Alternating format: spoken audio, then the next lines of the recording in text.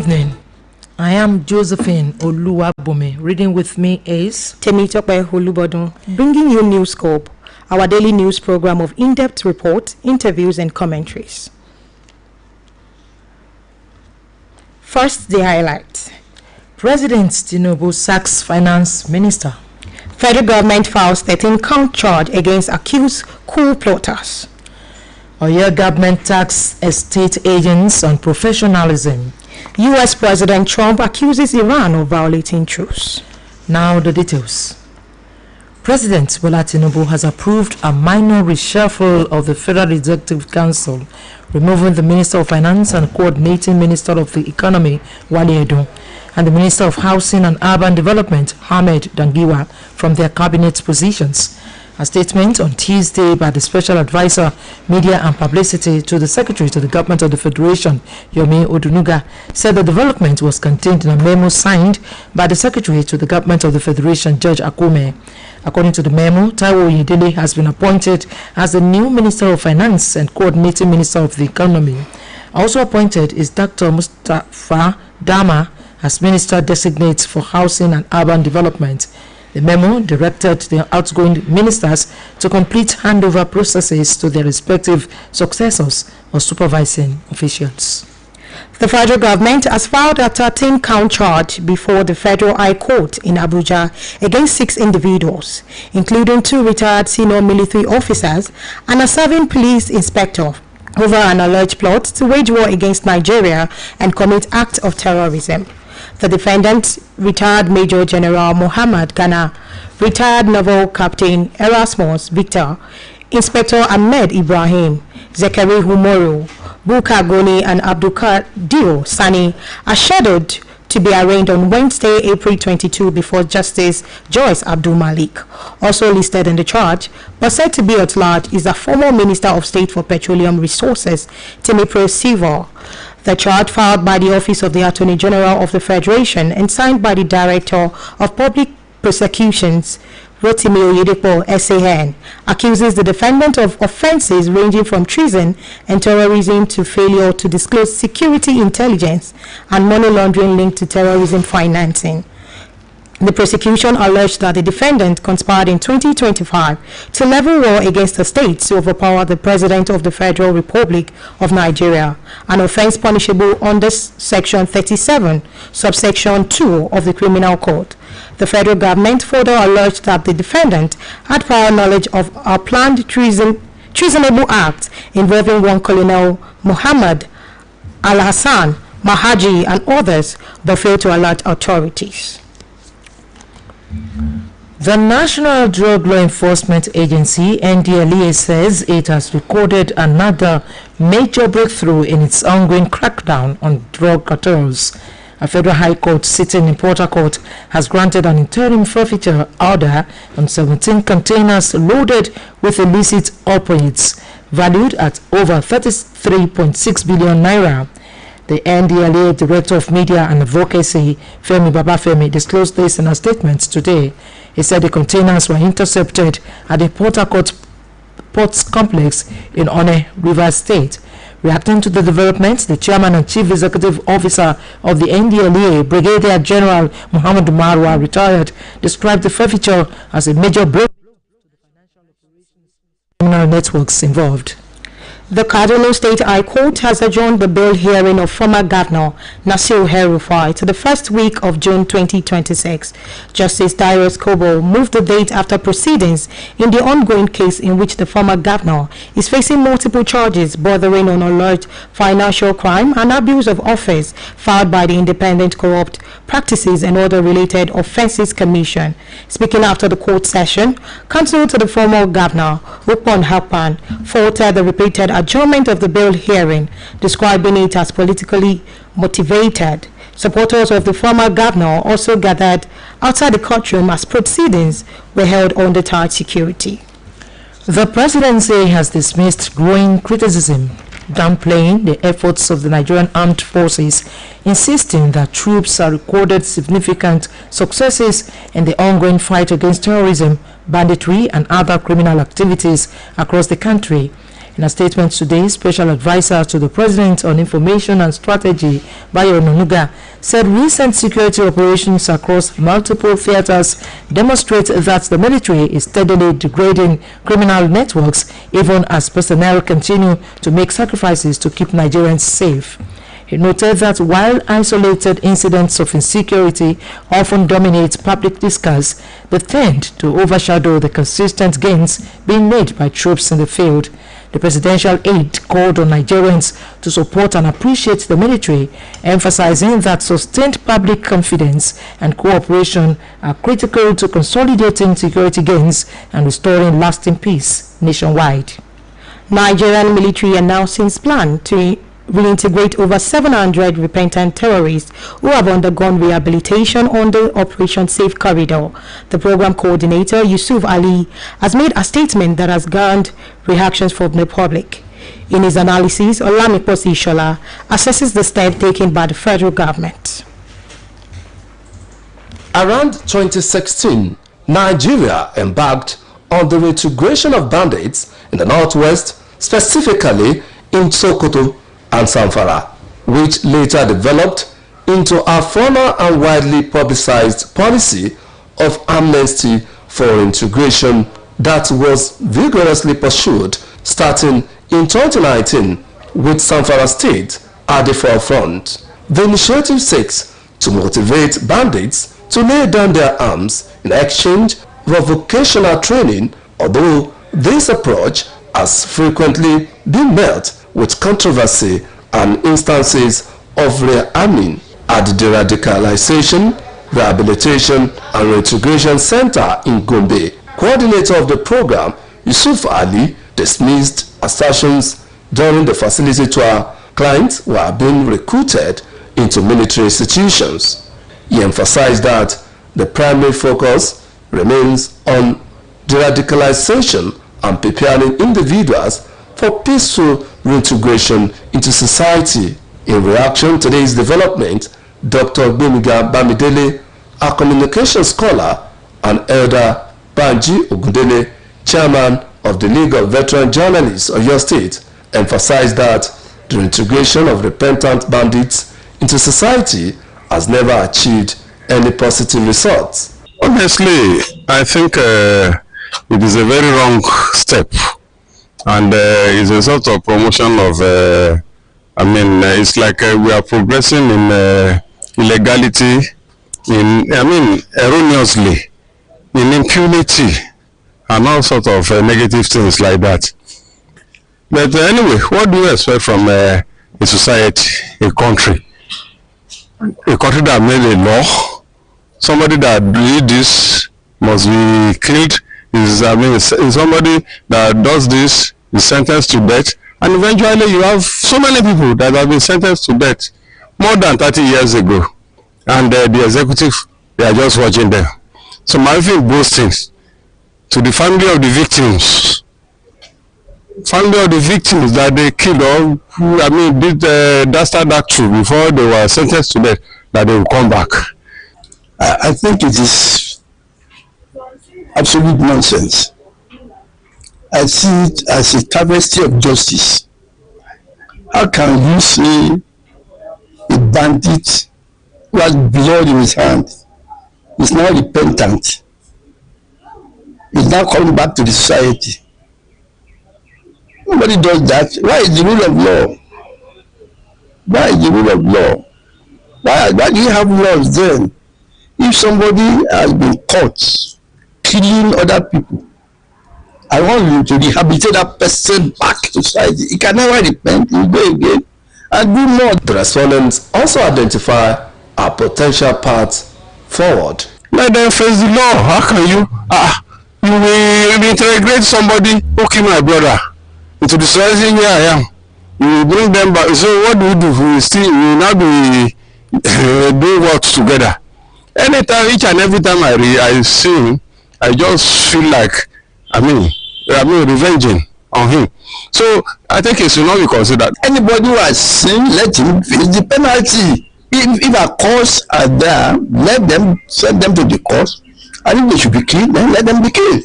Reintegration efforts have been included providing funds and livelihood support for surrender with the hope that economic opportunities will stop their return to crime. Olamiposi Ishola, BCS News. Experts have called for a faster and more coordinated approach to prosecuting convicted terrorists, urging authorities to prioritize the arrest and conviction of those who fund and direct terrorist activities in Nigeria. A conflict governance expert, Olufemi Adenitan, and the chairman of the Nigerian Union of Journalists, NUJ, Correspondence Chapel, Comrade Yinka Adenira, made the call while featuring on BSW's television current affairs program Matters Arising, where they discussed the ongoing trial of 5,000 terrorist suspects. A reporter, Olamide Olabi, who monitored the program, has details. Nigeria's efforts to tackle terrorism have taken a new turn, with the commencement of mass trials for hundreds of suspects and plans to prosecute about 5,000 detainees across the country. Speaking on Matters Arising program, conflict governance experts and legal practitioner Olufemi Adenitan described the process as inconsistent, noting that the justice system appears fragmented in its handling of terrorism cases. He explained that while some suspects are granted pardon, others are prosecuted or rehabilitated, a situation is said reflecting lack of unified and clearly defined framework. According to him, the transnational nature of terrorism makes it difficult to manage, stressing that real progress lies in targeting and securing convictions against financiers rather than merely publicizing their identities. He added that addressing the root causes requires deliberate and sustainable institutional action, not surface-level interventions. And the question is that there's not new, because there's a whole lot of investment in terms of conflict financiers and those people who are in the business of conflict, just like the reason why we have power sector in Nigeria still in the state of its epileptic state. Yes. There are still some group of people who derive joy in saying that this country does not have power, right? And these people are still in government. They exist since 1960. They are this same set of people who still want this conflict to continue. Some of them are even some of the generals, those guys who are top guys in the army across the government. The same thing, the petroleum sector. They don't want it to work. So it's not going to work because they know that that's the way they make money. Also contributing, the AEJ chairman, Correspondence Chapel, Comrade Yinka Adenira, raised concerns over the effectiveness of reintegration and amnesty programs for suspected terrorists. He questioned whether such strategies have delivered tangible results, warning that premature reintegration could pose renewed security risk. He expressed concern over limited support for victims of terrorism, noting that government intervention has largely been restricted to internally displaced persons camps. Comrade Adeniran further highlighted lapses within the government institutions, particularly in intelligence guarding and coordination, which he said continue to undermine counter-terrorism efforts. So yeah, for security reasons at times, because they are still undergoing trial, you don't want to expose them needlessly. You don't want that to cause another round of chaos, trying to until maybe, who knows, maybe when they are done. Terrorism trial is something that is relatively new in the country. It's not like the usual civil case, the case that, will cover, recently corruption that we run around about. So for security reasons, they might have why they say, okay, guys, reporters, stay away, just to be able to control the narratives.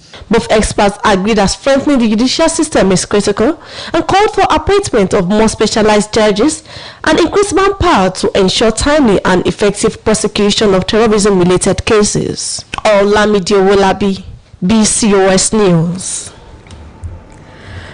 The Inspector General of Police, Olatunji Diso, has called for strengthening intelligence sharing among security agencies as part of efforts to tackle Nigeria's evolving security challenges. Diso made the call during a courtesy visit to the national headquarters of the Nigeria Security and Civil Defense Corps in Abuja. A statement released today by the NSCDC spokesman, Afolabi Babawale, described the visit as the first of its kind by asserting high G to the Corps. Addressing the Commandant General of the NSCDC, Hamed Haudu, and other senior officers. The IG said the visit was aimed at reinforcing collaboration between the two agencies, which share the responsibility of safeguarding lives and property. He noted that both agencies share the critical mandate of providing national security and must align their efforts to be effective. He stressed the need for closer synergy and alignment of operational strategies to enhance effectiveness in combating crime and insecurity nationwide. In his response, Audi reaffirmed the NSCDC's commitment to interagency cooperation, noting that the Corps has maintained a long-standing working relationship with the police and is prepared to deepen such collaboration. Nigeria has recorded a fresh case of COVID-19 since 2022. The newest case was confirmed in Cross River State. The Cross River State Ministry of Health has begun profiling and tracing individuals in the state who have been in contact with Chinese national admitted after testing positive for the COVID-19 virus. The Commissioner for Health in the coastal state, Henry Ayok, disclosed this in Calabar while briefing newsmen on a resurgence of the deadly SARS variant COVID-19 in Cross River State. Ayuk said Cross River is recording its first significant case since 2022 and promised to curb the spread of the virus even further. According to him, the patient who arrived in the country on the 17th of March 2026 is believed to have contracted the virus within Nigeria after surpassing the 14-day incubation period, as signs and symptoms were noticed on the 10th of April. The Commissioner urged Cross Riverines to remain watchful but free to go about their daily legitimate duties, as the state is capable of fighting and preventing the spread of the epidemic. This broadcast of Newscope comes to you from the Broadcasting Corporation of Oyo State, Ibadan. The Oyo State Deputy Governor, Barrister Bayo Lawal, has urged members of the State Rent and Commission Agent Association of Nigeria, HERCAN, to uphold professionalism and collaborate with government in tackling fraud and insecurity within the housing sector. Barrister Bayo Lawal stated this when HERCAN staged a mega rally in Ibadan, declaring support for the administration of Oyo State Governor Engineer Seyi Makinde. The Deputy Governor, Barrister Bayo Lawal, described the rally as a real demonstration of voluntary support for government and noted that ongoing developmental projects, particularly in road infrastructure, would continue to enhance property value and stimulate economic activities across the state. Earlier, the chairman of HERCAN in Oyo State, Mr. Okekule Morakinyo, said the rally was organized to appreciate the governor's contribution to the growth of the real estate sector and the overall development of the state. He stressed the importance of ethical conduct among members, warning against sharp practices and criminal infiltration into the profession. The rally commenced from the association's secretariat in Monoton, moving through major roads across the city before terminating at the governor's office, State Secretariat at Godi. In its commitments to enhancing the health and well-being of civil and public servants across Oyo State, the Oyo State Health Insurance Agency, OISHIA, successfully hosted a sensitization and awareness program for the employees of the Broadcasting Corporation of Oyo State, BCOS.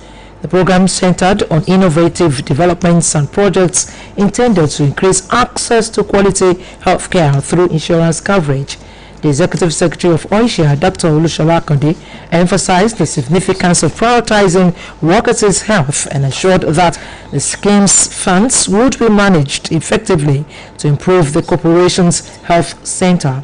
He noted that insurance schemes are incomplete if they do not provide adequate coverage for the family unit, urging workers to choose family health insurance plans over individual plans for comprehensive benefits. The executive chairman of BCOS, Chief Mrs. Dotun Olaita, stressed the importance of health as wealth and applauded OISHIA for its tireless efforts in expanding quality healthcare coverage throughout Oyo State. She advised staff members to take advantage of the health insurance scheme for their overall wellness. On the foreign scene, U.S. President Donald Trump today accused Iran of having repeatedly violated a temporary truce due to expire soon, with new peace talks mired in doubt after Tehran said it had not yet sent a delegation. The U.S. leader also touted Washington's strong negotiation position, even as uncertainty grew over a push to stop open conflict from resuming, with a 2-week ceasefire set to end by Wednesday. A U.S. delegation led by Vice President J.D. Vance also expected to leave soon for Islamabad, which earlier this month hosted a first round of talks that ended without a deal. Since those marathon talks, Trump has announced a blockade of Iranian port, while Tehran has closed the Strait of Hormuz again, refusing to send officials for a new round of negotiation that were initially expected on Monday. Both sides have accused the other of ceasefire breaches, with the U.S. leader saying Iran fired on ships in the crucial trade route. It has choked on Tehran calling the U.S. blockade and a seizure of a ship violation as well. To end this edition of Newscope, here again are the main points. President Bola Tinubu has approved a minor reshuffle of the Federal Executive Council, removing the Minister of Finance and Coordinating Minister of the Economy, Wale Edun, and the Minister of Housing and Urban Development, Ahmed Jangiwa, from their cabinet positions. The federal government has filed a 13-count charge before the Federal High Court in Abuja against 6 individuals, including 2 retired senior military officers and a serving police inspector, over an alleged plot to wage war against Nigeria and commit acts of terrorism. The Oyo State Deputy Governor Barrister Bayo Lawal has urged members of the State Rent and Commission Agents Association of Nigeria to uphold professionalism and collaborate with government in tackling fraud and insecurity within the housing sector. U.S. President Donald Trump today accused Iran of having repeatedly violated a temporary truce due to expire soon, with new peace talks mired in doubt after Tehran said it had not yet sent a delegation.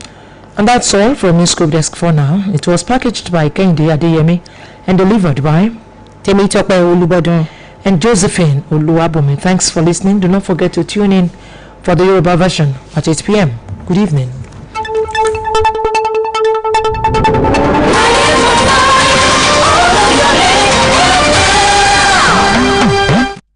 Some glad morning when this life is o'er, I'll fly away.